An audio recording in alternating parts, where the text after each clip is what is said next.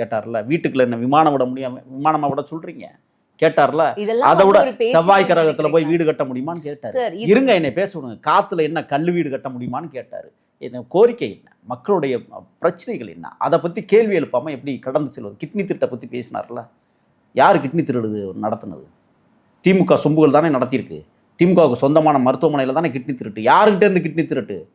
அங்கே இருக்கிற கைத்தறி நெய்கிறாங்கல்ல, நெசவாளர்கள், பெண்கள், அன்றாடங்காட்சிகள், கந்து வெட்டியை வாங்கிட்டு கடன் கட்ட முடியாமல் கிட்னியை வித்த கொடுமை இந்த ஆட்சியில் வேற எங்கேயாவது இருக்கா? எங்கேயாவது நடந்தது உண்டா? அப்போ அதை பற்றி பேசக்கூடாது, கேள்வி கேட்கக்கூடாது நீங்க நினைக்கிறீங்களா? இல்ல சார், கேள்வி கேட்க கூடாது நீங்க யாருமே சொல்லல சார். அந்த கேள்வி அதுக்கெல்லாம் ஆப்பு வைப்போம்னு சொன்னார்ல. அதுக்கெல்லாம் ஆப்பு வைப்போம், சட்டத்தின் முன்பு நிறுத்துவோம்னு சொல்லியிருக்கிறார்ல. சொன்னாரா இல்லை? நீங்க காதுல கேட்டிருப்பீங்க தானே.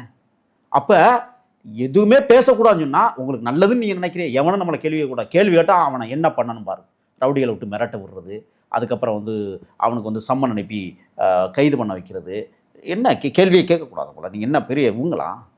நான் கேட்குறேன், எமதர் முறை பிடிக்காத இறப்பே சந்திக்காத மனிதர் கூட்டமா நீங்கள்?